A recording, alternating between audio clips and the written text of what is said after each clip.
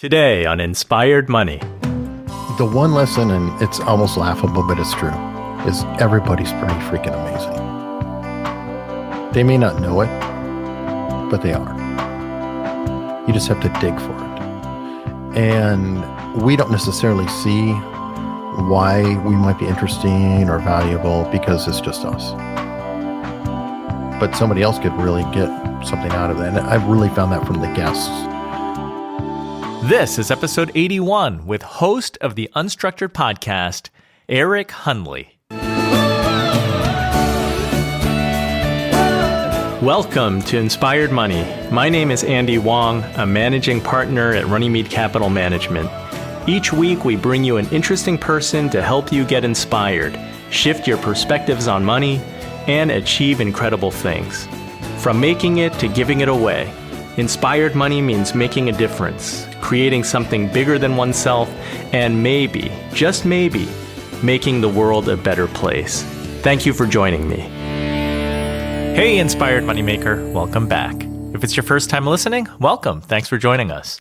Inspired Money is different from other personal finance podcasts because we don't want to just learn how to live with money. We want to help each other to live richer lives, make a greater impact, and together, make the world a better place. Thank you for joining me on this mission. Today we're talking with Eric Hunley, a friend and host of the Unstructured Podcast. Now, I don't talk much about what goes into producing Inspired Money week after week, although many of you have correctly guessed that it does require a lot of time, thought, and effort. I've learned so much by doing, everything from audio recording and editing to interviewing to marketing. All of this to put out the best show that I can, and hopefully a show that you enjoy, tune into, and will share often. As I've hit publish every week, I've met friends who share my passion for show running, and Eric Hunley is one of these people. We have a mutual respect for one another and each other's shows. We compare notes and try to help each other. In this episode, you'll learn why it took Eric 10 years to launch his podcast, and now that he has, why he wants to grow it into something big, who he studies to be a great interviewer, and learn from Eric, as I have, the importance of cultivating relationships by helping and connecting people. Now let's get inspired with Eric Hunley.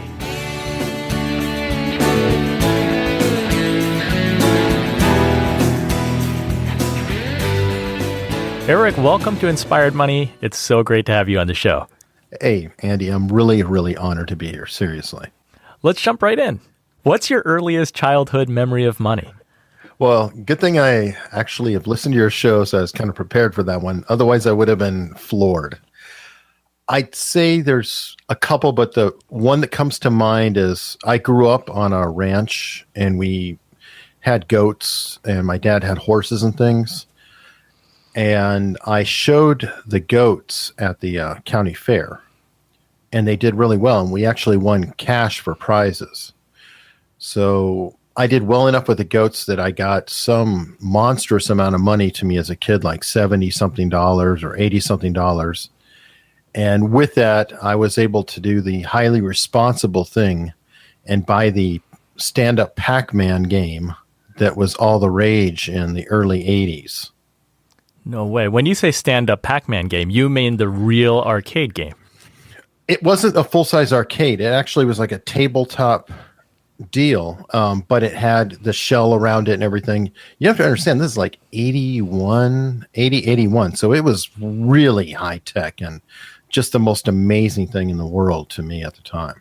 I wanted that thing so badly, and we really couldn't afford it. So that was kind of a big deal for me. That is really cool. Well, we met at Podcast Movement. We did. First day. It was right before it started, I think. We only got to speak for like a few minutes, but I'm impressed with your ability to make connections that I think are lasting ones. Do you do that all the time? Not necessarily. It's funny. Podcast Movement is perfect for that because it's a bunch of nerdy introverts finding one another. It's like a romance of the nerds. Oh, my people. So it is a very comfortable environment. And I say that out loud because I'm sure that you have a lot of podcasters listening, and I really do encourage everybody to go. And What's cool is what I took out of it was I attended almost no sessions because I had to work the whole time. But I've met amazing people like you and Tyson Franklin, who you'll have coming on pretty soon, and just some other people. And establishing a relationship eye to eye and in person is invaluable. When you say that you had to work, was that for your day job? Yes. And you were able to work from there? Yes, that's one of those good news, bad news. You know, you have the same sentence and it's good news or it's bad news. So in this case, the good news is I can work from pretty much anywhere there's an internet connection. The bad news is I can work from pretty much anywhere there's an internet connection. Yeah, let's dig into your professional day job path a little bit, because I understand that you are a senior business systems analyst. Can you explain what that is? It sounds like an FBI agent, but... You got to love the initials. Senior BS analyst. Exactly. It's a weird situation. All of my jobs have actually been created off my resume since around 2000 time frame. And I started the job here as a web programmer and had to build an interface for the integrated logistics system. And that essentially just fed in requisitions and things like that for purchasing and other programs. And while I was doing that, I was talking to CostPoint, made by Deltek. Deltek CostPoint's ERP, or Enterprise Resource Planning System. And because I was talking to the database on the back end, our higher level company got broken apart, and then we inherited our own version of the system. And I essentially own the system now. So all the maintenance, patches, communications with it. I built our help desk from scratch, and everything from making sure we can close on time to proving people really are not using the correct password. Now, you're accomplished in this day job that you have. You've written 3 books. Yeah, the books actually took place before my current job. Before this, I was a instructor at the University of Arizona Extended U. And there I taught, I used to know it at the time, but it was either 27 or 29 courses over 1 year. It's a lot of courses. Separate subjects. Wow. So that was kind of a manic situation, but a valuable life lesson when I'm learning the night before everybody else. So is that literally you're just one step ahead of everybody? Yes, quite literally. I was building slides and learning the lessons and creating lessons the day before I taught. 29 courses. Were they all computer related? Yeah, they were all computer related. Everything from Macromedia Flash to Dreamweaver, some Cold Fusion, PHP, Perl, on down the line. So a good variety. So you mentioned Dr. Tyson E. Franklin, who you met at Podcast Movement, and I look forward to chatting with him. You were on his show, and the title is Not Liking Your Career Path. Oh, somebody did research. Yes. It's kind of a point of you can get tired of a situation and you get almost complacent. Was there a time when you loved your job? Sure. When it's new and I'm building, it's fantastic. What the problem is, I'm not good at maintaining. I'm good at creating and building things and then handing it over to somebody else. So you have kind of a building personality or creation personality, and then you have a maintenance personality. Both are extremely valuable. Take Apple. Steve Jobs is not known as a great keeping the clocks running on time manager. He was known as an obsessive on that one new project thing. And then he had Tim Cook, and Tim Cook is a master of the supply lines and making sure everything is done on time, perfectly on delivery. I'm more on the Jobsian side, I guess. Is there a part of you that wants to seek out opportunities so that you can continue feeding that love for creating something? Why, yes. As a matter of fact, I have a podcast. All right. Well, if we're going to go with that segue, I'm a fan of your show and the title Unstructured. If we can go back about a year, maybe a little bit more, I remember seeing you post in one of the Facebook podcasting groups. And when you presented the idea of your show, Unstructured, casual, unstructured conversations, like part of me said, wow, that sounds dangerously general. And right at risk of, because when you talk about marketing today and even podcasting, because there are, I don't know, 650,000 podcasts, yep. Everyone says you've got to niche down. You've got to be really specific.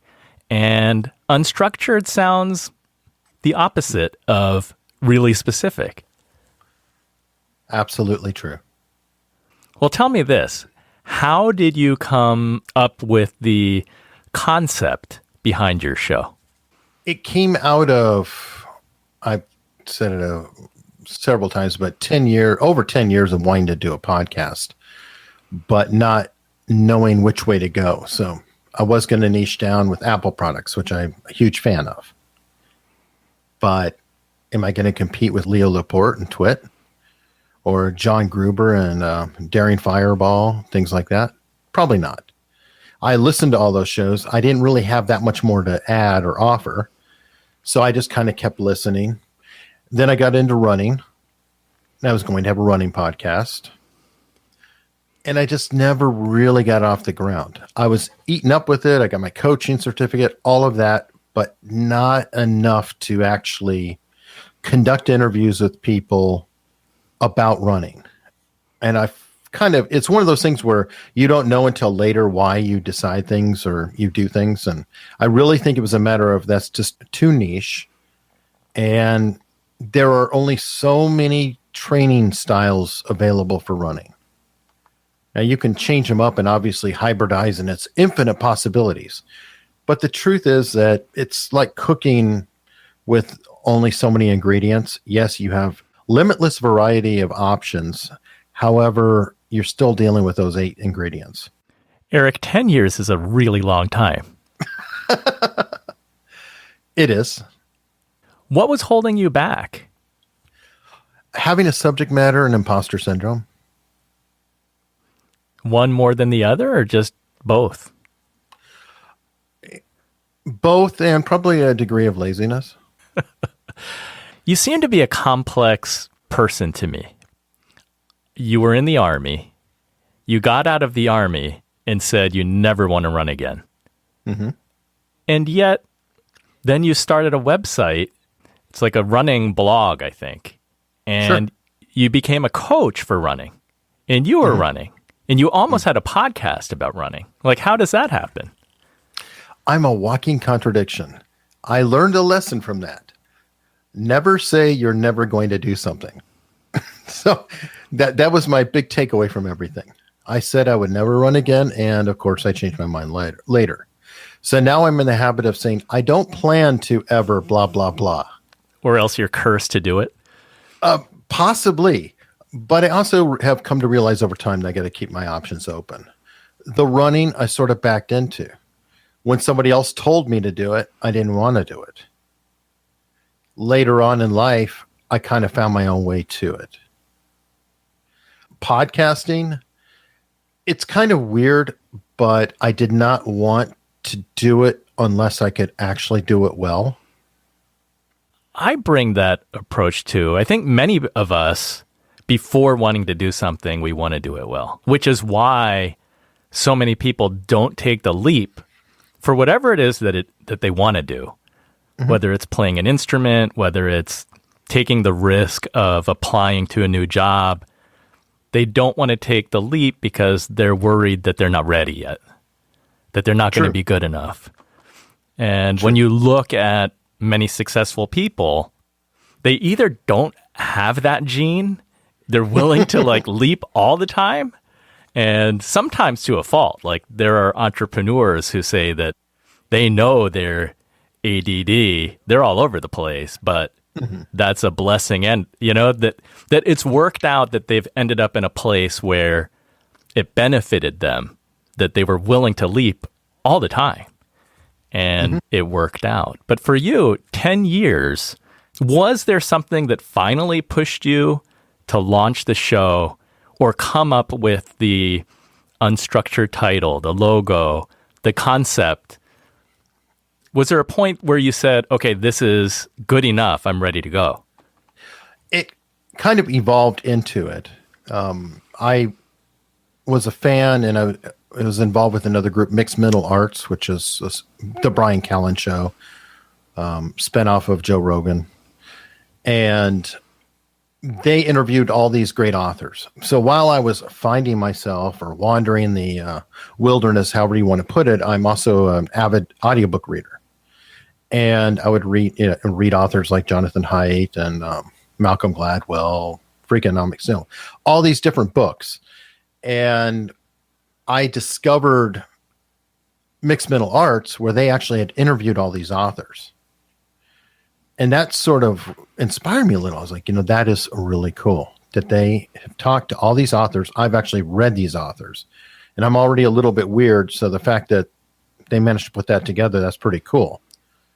I then got involved with the group, but in the group, I'm not dumb. I'm fairly intelligent, but I'm not the smartest guy out there. So, I'm definitely middle of the stream, maybe a little bit more, smarter, but not that bright. You've written 3 books. That's true, but that's just an activity. These guys, the intellectual firepower that is involved there with Hunter Motts, and he's a polyglot, and all these guys, multilingual, several languages, on and on and on. They were fantastically intelligent. I wasn't as bright, but the problem is there's a thread going through there that Hunter described well in our first episode, or might have been afterward, but it's kind of an intellectual dick measuring contest. And I wasn't really into that. I kind of was like, I would like to have a group, but be a little bit more laid back. I love my beer. I love pubs. And so really my concept was kind of an idea pub. And my thought was, well, what if I could interview different authors and hang out with different people, but we don't have to take ourselves so seriously. And at the same time, Thaddeus Russell had a podcast called, or he still does, it's called Unregistered. And on that show, he gets really deep, and it's kind of based on AA a little bit, which is ironic that I'm into the idea pub and he's got like an AA anyway. But he gets into really, really deep conversations. So I sort of had a side of me that wanted to kind of be able to go deep with certain people too. And that kind of wound up becoming the show. So do you love it? Since you don't love the career path, according to Dr. T. I mean, I don't know if that's a catchy title or if that's a good summation of, how you look at your day job. I'm curious with the podcast, now that you're 117 episodes in, going to be approaching a year pretty soon, and that's a lot of episodes in a short period of time. Do you love it? Well, I had 10 years to make up for it, Andy. That's a lot of lost time. See, I'm doing better. I'm narrowing that gap. Just pretend I was spreading it out monthly over some time. Since this is Inspired Money, can we talk money? It's sure. Because I think, I don't know, how old are you? 48, 49? 48. Good guess. We're about the same age, I think. We're pretty similar in age. Yeah. Oh, look at you. The vanity. I'm 2 years younger. We'd be in the same high school. I see. You're probably advanced, so we'd probably be in the same grade. I don't think so. You're very self-effacing, but I know you're always saying, I'm not the smartest guy in the room. And then I see all the Facebook comments. They're like, Eric, you're very smart. Quit saying that. It's getting tiresome. Thank you very much. So at 48, what is Unstructured? Is this a possible second career that you're looking to transition to? I don't know. That would be the dream, but dreams and reality are often not necessarily aligned. I have a real survival instinct, and we'll see how it goes. The show's getting some traction, but it makes as much money as 600 and some odd thousand podcasts. A round number. It's not easy when there are 650,000 podcasts. And I don't know how many launched in the new year. Maybe it's 700,000 now. Who knows? I believe, though, and I do kind of think that being the last person standing helps. That the war of attrition? Oh, yeah. I do think there's definitely attrition involved. It's a lot like blogs. Well, you've published 117 episodes in a short period. I have. Can you keep up that pace of 3 episodes a week? No, I've already slowed down to 2 starting this year. And I may even go down to 1. I don't know yet. Part of the strategy was to get over the century mark. So I have a real back catalog with a lot of legitimate, excellent episodes and guests. And now I can go once a week or twice a week. And I'm picking up some pretty strong guests and guests that I need to spend some time really researching. I'm also doing a bit more on recurring. Like Chase Hughes will be back. Mark Bowman will be back.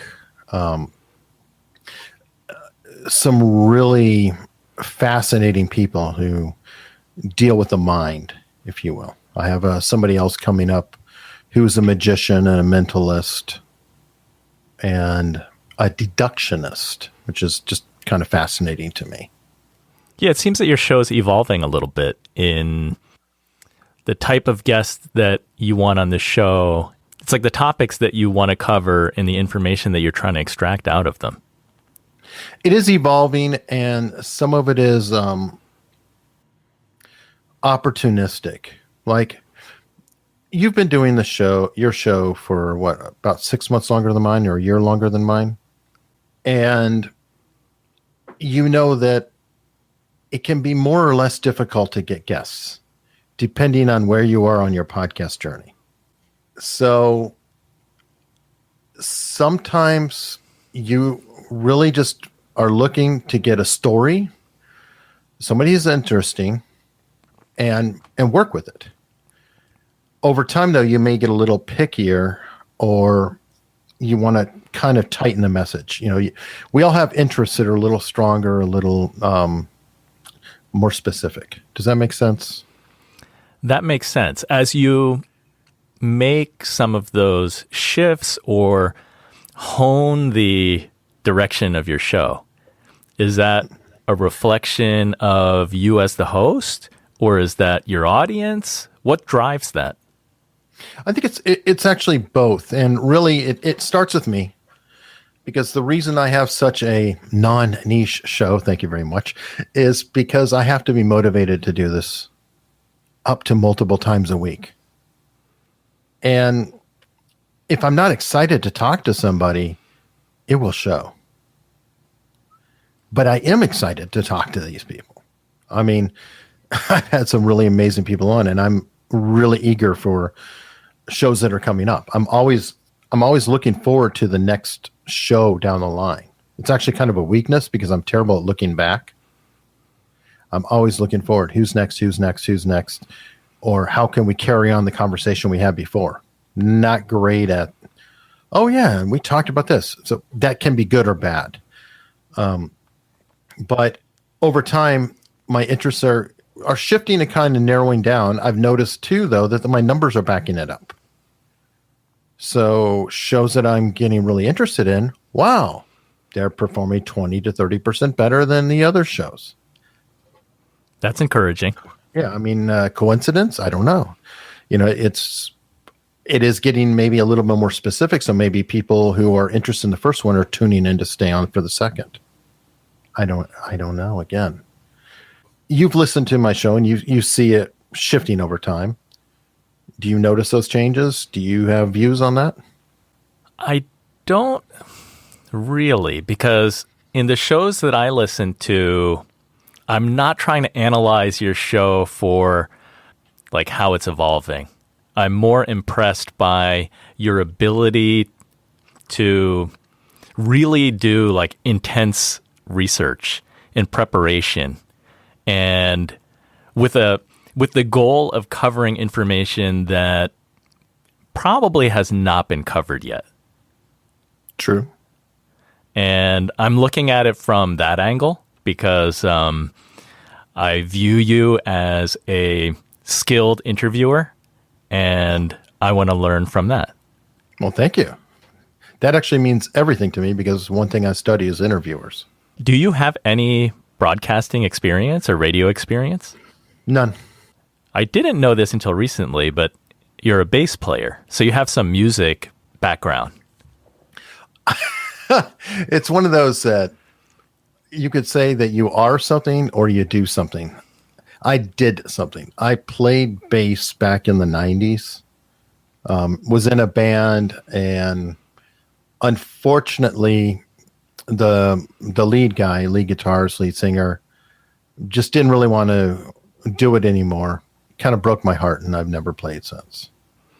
So that's part of the reason I'm so independent about the podcast, is I don't want to depend on somebody else. I almost did, and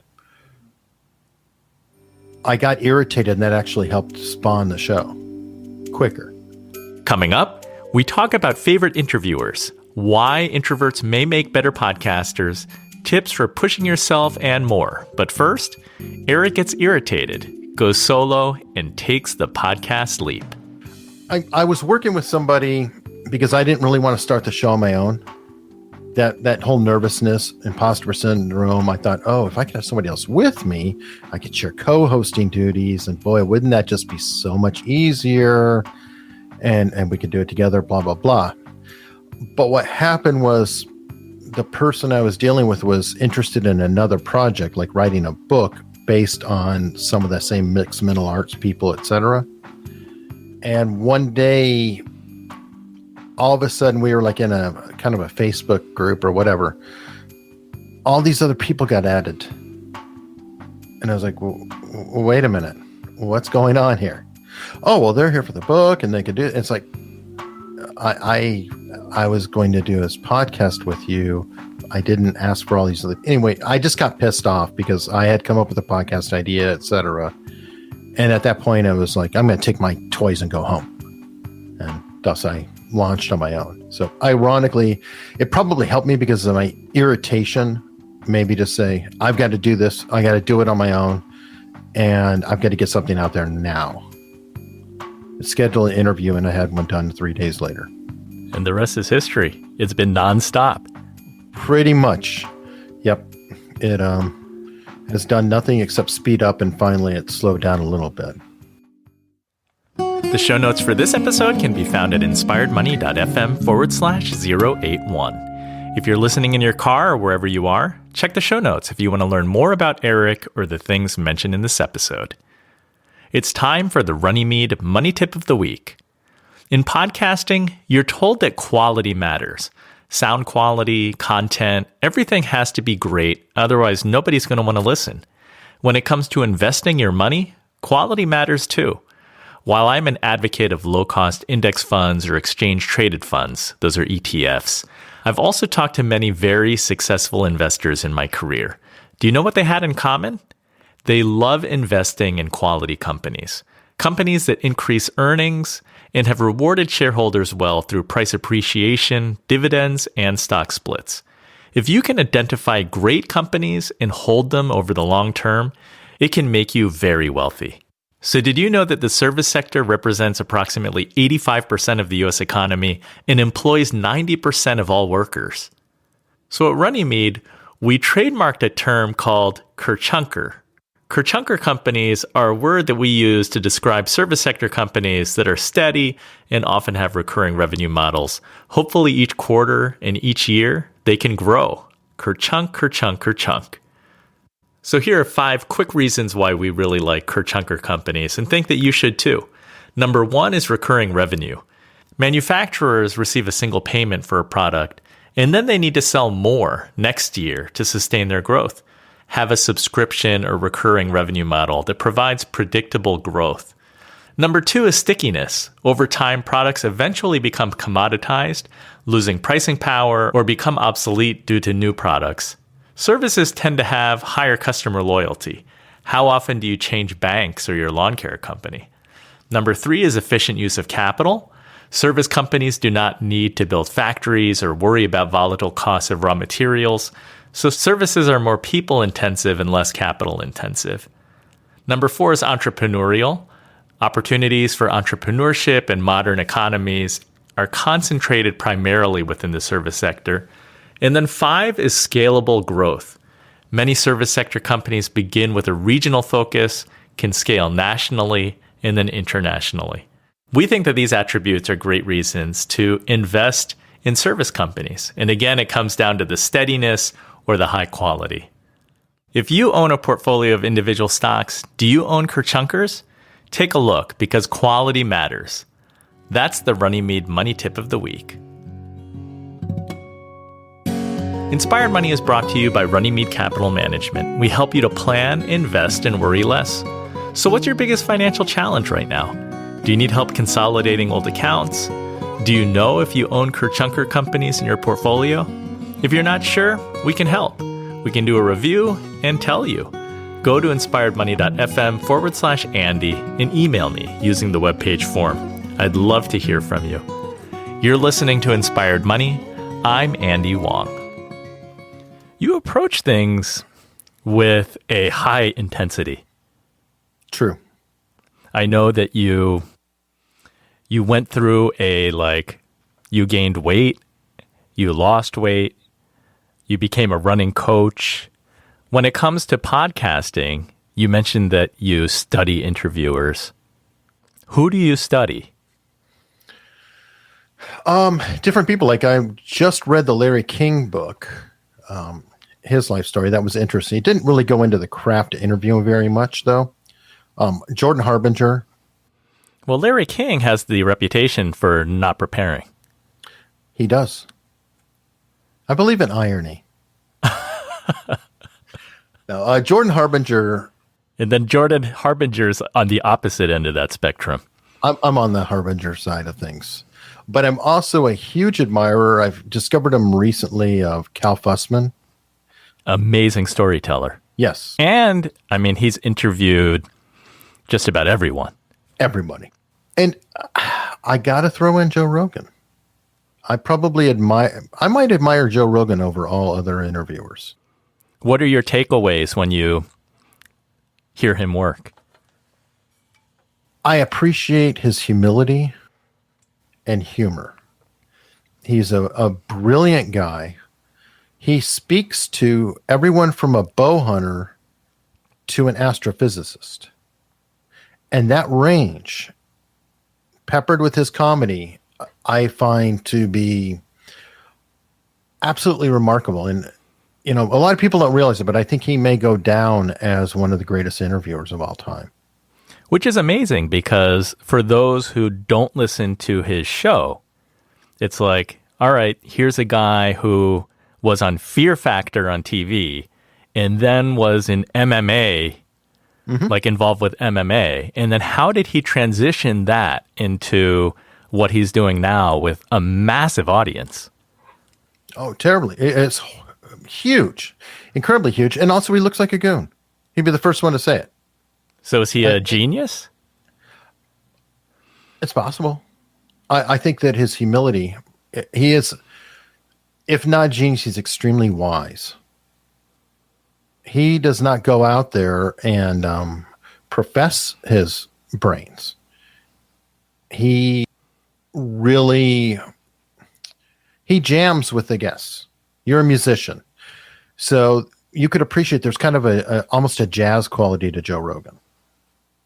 He's riffing off of whatever they say, and his levels go up and down, and they match them accordingly. And I've never seen or heard anyone who does it in such just an honest manner. He's one of the few people, because I'm a very cynical bastard, but I feel like he is who he is. Like if I saw him on the side, I don't think he'd be that different. You think that he's very genuine and authentic? Like what you see is what you get? I really think so, yeah.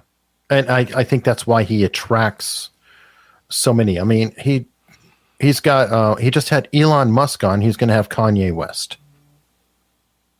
That's a good range of crazy people, right? Well, that's true. That's true. Cal Fussman has not interviewed either of them, I don't think. No, and Cal Fussman has some of that quality. He really does. But Rogan is of this era. Cal Fussman is of Esquire and of journalism. Rogan is a bro. And it's hard to explain. They both, I think, are brilliant in their own ways. And they almost come at it differently, though. Cal Fussman is properly trained. He's a writer. He's very high level. But he has some of that quality, too, like his wandering around Brazil and other places, just hitching a ride and then just going house to house to house, talking his way into staying. There's a little bit of a con man in him. And that's awesome. Rogan's just kind of, he wants to hang. Rogan's always looking for a hang. And I think, people might consider comedians dumb. They're the opposite. Well, that's a tough job. It's the toughest. It's one. Yeah, exactly. And so in a way, when he's sitting there talking to all these smart people, Rogan's getting material. So like, what are you striving to become with your show and your interviewing abilities? Honestly, I'm already doing it. I would just love to draw a check to do it more. Hanging out, talking to you right now, I love. I'm very much in this moment right now, whether it's here or it's even on the side. I'm building community. I'm meeting amazing, really smart people. I'm essentially an introverted person. I can put it on if I have to go on stage or something, but I'm very introverted. I'm the guy who's going to sit on the side one-on-one. You brought up Tyson Franklin. We got pretty close at Podcast Movement. I hung out with him in the evenings for a couple of nights for hours. Just one-on-one, just talking about whatever. Even when I met you, it was a very small group in the hallway. We talked about quite a bit in a small period. I love that. Well, it goes back to, I don't know if it's because we were a Podcast Movement, but I feel like most of the time I'm in an environment where I feel like we're all really introverts. Yes. I mean, maybe I'm not hanging out. Maybe I'm not hanging out in the place where all the extroverts go. That could be it. Podcasting lends itself to that because we all want to express ourselves, but we're essentially shy. Being behind a microphone in the dark is perfect. Correct. And podcasting is hard because it's difficult to be out and about talking to everyone and then having the time to actually conceptualize a show and execute a show. True. You need some part of you that is willing to be by yourself in a studio or your house because it's you and a microphone. Oddly, you need to be vulnerable. And outgoing people aren't necessarily vulnerable.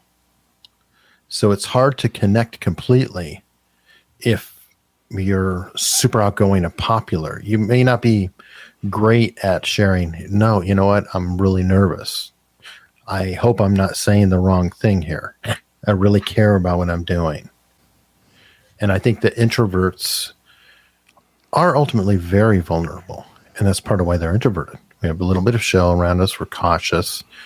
We don't immediately talk to somebody. We kind of circle around a little bit look at them askance. They might be interesting, they might not. We'll just kind of sit over here on the side. And then you may swing over and just start talking over time. And then when we do talk and click, it's really intense. So what have you learned in interviewing over 100 people? The one lesson, and it's almost laughable, but it's true, is everybody's pretty freaking amazing. They may not know it, but they are. You just have to dig for it. And we don't necessarily see why we might be interesting or valuable because it's just us. But somebody else could really get something out of that. And I've really found that from the guests all over the place. From like Wynn Charles, we both had her on. So inspiring. To Jim Fitzgerald helping catch the Unabomber. Brilliant dude. I mean, it's all over the place. To my favorite psychopath, James Fallon. I listened to that episode. I'm proud of that one. That's one of my favorites.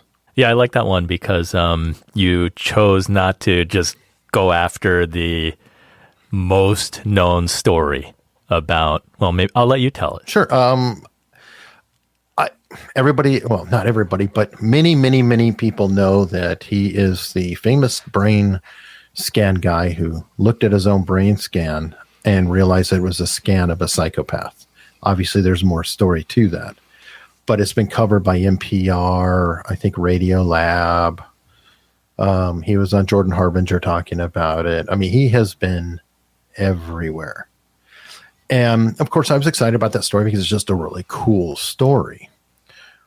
But right before we went on, I said, "Are you getting tired of that story?" He's like, "Yes, but don't worry, I can perform." And I'm like, "No, yeah, I would rather dig into it." So I just went into kind of everything else. And I really enjoyed it because he lit up and he had a fun time. So it was a unique interview that I think stands together with any other interview of him because it's different than all of them. That was the episode when George Carlin came up. Yes. And people didn't really talk to him about it. I happened to hear in one episode he had mentioned George Carlin as a family friend, and of course they went on to other stuff. But I had that tucked in. I was like, how is he a family friend? And then we went into the whole story and how George Carlin thought he was crazy. Or not crazy, like getting dementia or Alzheimer's. And he was always very worried about it. And how Jim would scout his shows and go sit behind people while he's trying out new material, which is awesome because Carlin, if anybody studied comedy at all, Carlin's so legendary for having just filing cabinets full of notes and everything. And nobody really thinks of Carlin actually working new material. He almost seems so brilliant that he would just come out. This is this year's show. But no, he worked material too. Well, like any master of his or her craft, it's like, I think that they're always working new material and trying to push the boundaries. Otherwise, they get bored. It's too static. Sure. It's got to be difficult, though, being the, quote, legend who's out there trying to work the material, especially when all the younger comedians are looking up to you. I don't know. That has to be really hard because you're out there and it's like, that as you're working on new stuff, to be like, it's really not that funny. Right. Well, you see that a lot in sport, right? You see people who they won the big title and then they're like, well, what now? There are all these young guys gunning after me. The pressure's on me to stay at the top. It's much harder to stay at the top than people realize. Sort of the chase to get there. That makes sense. But for true champions who can stay on top of their game for a long time, that's hard. It's rare, too. That's why they have to love the chase. I mean, really, using the running metaphor, the joke is that a marathon is not 26.2 miles. It's about 1,200 miles. I cannot put myself in that place because, like you leaving the Army, that's me now. I hate running. I don't want to run. And I don't want to start now. You never know. Weird things happen. Well, the good news is that you didn't ever say you're never going to podcast. That's true. That's true. I just acted on it for a long time.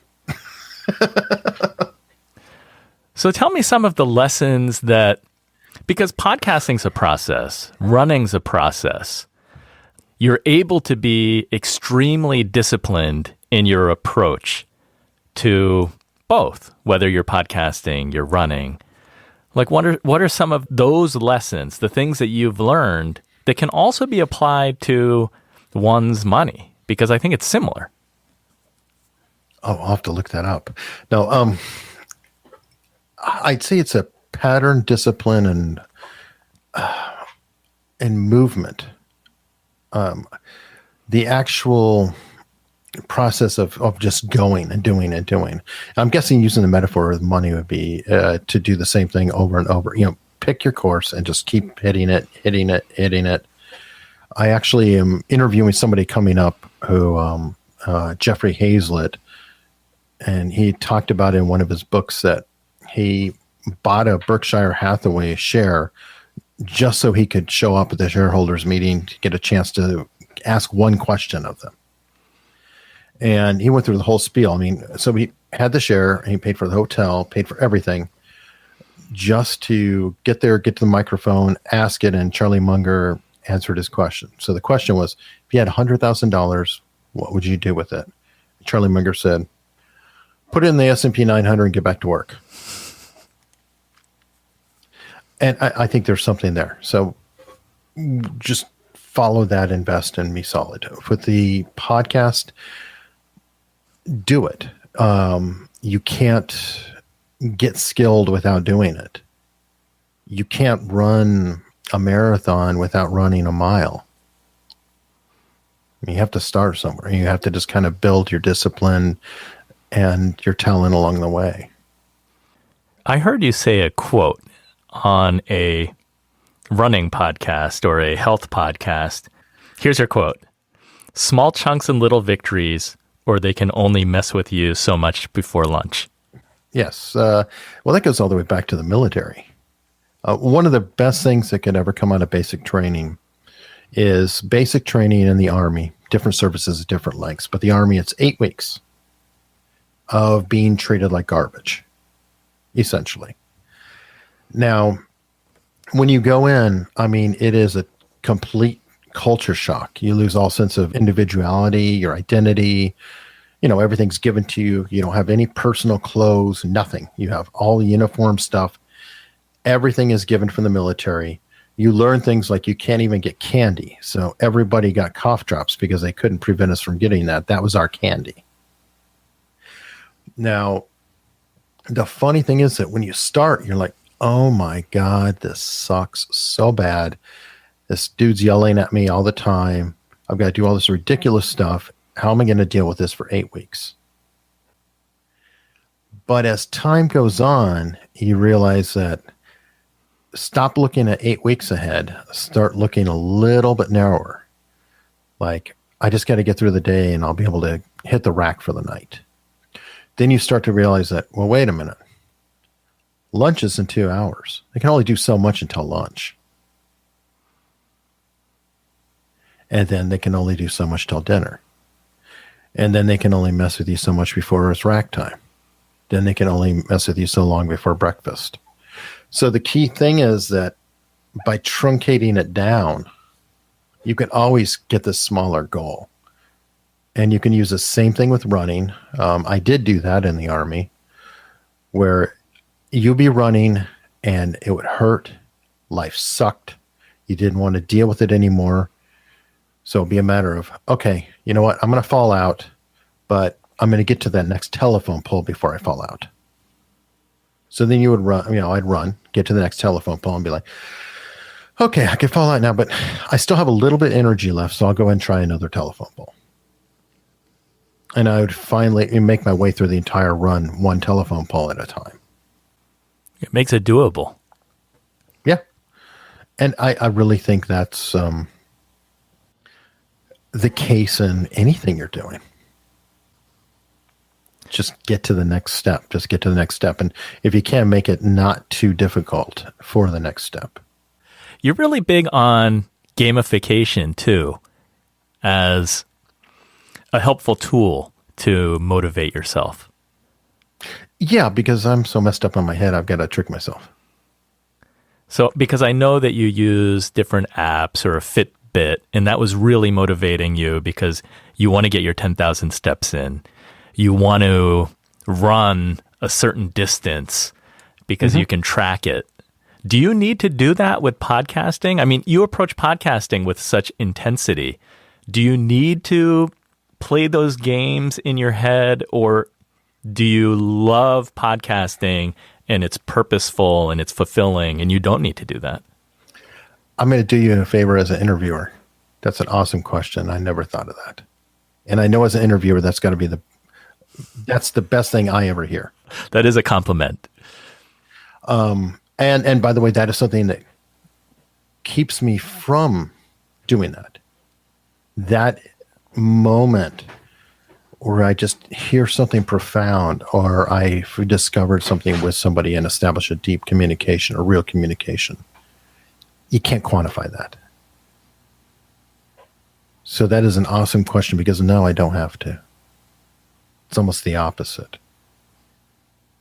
I'm more concerned that I fire you a message, for example, and then you write back and we have a joke together. That's pretty awesome. So you just like the human-to-human connection, whether it's a text or an interview in person or online, where you're talking one-on-one with someone and making that connection. Yes, I'm building a community. And I love that. There's nothing is much more meaningful than that. That is awesome. That is awesome. I love that. I'm really excited to have you on the show because I feel like you're an up-and-coming podcaster, not up-and-coming because you're new at it, but because your show has such promise. And when I talk to you and I listen to your show, I feel like this guy should have a much bigger audience than he has right now. And I can see down the road that you're going to get there. Because it took you 10 years to launch your show, do you ever have regret looking at your show today and saying, oh, I should have started 10 years ago because there were so many fewer shows. You barely had to have a show and you could build an audience. True. And by the way, your mouth to God's ears. But yes, 10 years ago, I would have been in there with the Art of Charm. Yeah. Even 2014 would have been better. But I don't know. Was I mentally capable at that time? Was I exposed to the different personalities who irritated me so much? Did I have... I'd like to think I have some humility in me. Did I have the same humility then? Did I have the life behind me? Did I have marathons that I had run? No. Were all those important to making me who I am? Probably. So do I regret it? Yeah, in terms of, boy, I wish I had big numbers and all that stuff right now. I'm not complaining. It's above average, but it's never enough, as you well know. But it's hard to say. It really is. So yeah, there's a part of me that's saying, yeah, if I started at the same time, I would have started with Jordan Harbinger because he started over 10 years ago. But he was in a different place than I am. Exactly. Yeah, you have to have some faith that your time is your time. Yeah. That you're ready when you're ready, and the path that you pave for yourself is going to be the one that's the one that's meant to be.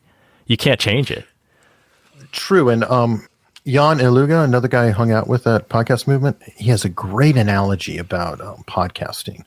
He compares it to bands. And as he put it, we all start out at open mic nights. We don't just go overnight, and as a band, they don't just become super successful. They got to start at open mic nights, and then they might play a high school gymnasium. They might, they'll play wherever the hell people will have them. And that's really the journey, isn't it? I will perform for anyone who'll listen. Well, that's a beautiful thing. Eric, I'd like to ask all the Inspired Money guests, how do you define success? I kind of came up with a convoluted message that success is fulfillment, but I'd say it's being motivated to get up every day. That's success. To be in the moment and be excited about what you're doing. Do you find it easier to wake up today than before March of last year when you launched the show? Yeah. Because I'm always something to look forward to. I had an interview today with you. Perfect example. Even some of the stuff I don't like, I still have to do social media, things like that. I look forward to because I know that I'm progressing. I'm doing something that is helping what I'm trying to create. Well, I'm learning plenty from you. I look to you as an example, as I said, one, as an interviewer, but two, as someone who really strives to make more meaningful connections with people. And that means not just having one conversation, but finding ways to continue the conversation. Because I find that, that's how you develop relationships. It can't just be one and done. Yes, and I love that too. But I also love introducing people to each other. Like I mentioned Tyson. I don't know if you knew Tyson before me, but I did not. I'm thrilled to put you guys together because I know that he has some amazing knowledge that I can't necessarily extract very well, but you can because you're in that world. He's an extremely successful businessman. I'm not. I'm corporate drone. So he and I get along personally really well, and I can pull that element out, and we have a good time. But then my friend Tyson, my friend Andy, have these other skills, and there's a whole nother relationship and more magic that's happening.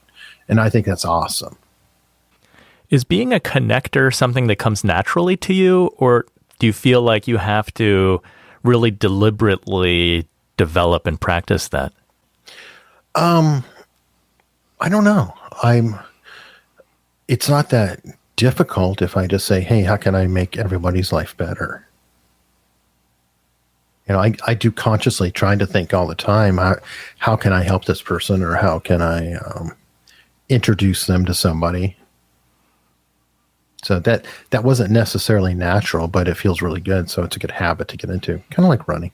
Yeah, I'm not sold on the running part, Eric.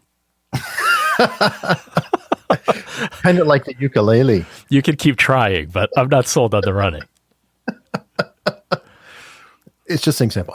I don't know if it's natural or not. In a way, I think it probably is natural because it is a human thing to do. If you just kind of step back, try to get your ego out of it. And that's something that I've, wanted to work on for a long time because I'm as petty as anybody else. And I want to succeed as much as anybody else. But I really have come over time to believe in, the trope, but it's true. Rising tide lifts all boats. I mean, I don't like a scarcity mindset. I find it's amazing if you help other people. You'll get yours down the road. No, that's a powerful message because you hear all the quote unquote influencers or people who have made it. They frequently say that they got to where they are by giving more than they receive and being very open to that. They're always giving. They're willing to give things away for free and that it came back to them on many, many levels. It's great to see you practicing that. And it's very inspiring. Well, you don't know how it's going to come back either. And the key is to never look for it to come back. And I don't know how to explain that. It's not that part I don't think is natural. I really don't. It's kind of you just throw it out there because, again, I'm as petty as anybody else and I can feel jealousy. And I do. All that. But it's like, I got to wipe that out and just say, why are you worried about that? Just do your thing. It's none of your business. You don't know anything else that's going on. You don't know that whole backstory. You don't know what there is. Like Tim Ferriss, right? I can say, oh God, I'm so jealous of Tim Ferriss. But Tim Ferriss is freaking 20 years into his journey. I'm where Tim Ferriss was 18 years ago. That's it, is just put it out there. And don't worry about it, because something better is in the end going to come out of it. Oh, keep it up. Keep it up. Thank you, Eric, for the Unstructured Podcast, for being a connector, for being a community builder. And I encourage the Inspired Money listeners to check out your show. Can you tell the Inspired Money listener where they can find you, follow you, listen to your show? Sure. The show's Unstructured anywhere you want to go. All social is Unstructured P, as in podcast. I couldn't get the actual word. And then finally finishing the site, unstructuredpod.com. And you've got a book eventually to come out. Yes. That's another reason to step back to fewer a week, is to get busy on the book. Awesome. Well, thank you, Eric. It's awesome chatting with you always. Well, thanks a lot, man. So what was your favorite Inspired Money moment? Eric's story is about finding something that you love and going for it. Sometimes it's instantaneous, sometimes it takes 10 years, other times it's a 10-year overnight success story. Whatever your path, go out and do it. I liked his advice about chunking bigger goals into smaller ones, but the beauty is, if you wake up every morning looking forward to what you're doing, you're chunking goals because you want to do those things, not because you're enduring them. If you had a different favorite Inspired Money moment and takeaway, let me know by going to inspiredmoney.fm/Facebook. Let's continue the conversation there. Thanks so much for listening. If you enjoy Inspired Money, please share it with a friend, because if you like it, maybe they will too. Thanks again for joining me on this mission. The music that you're listening to right now and all other music on today's show is by the amazing Jim Kimo West. Have an inspired week and do something that scares you, because that's where the magic happens.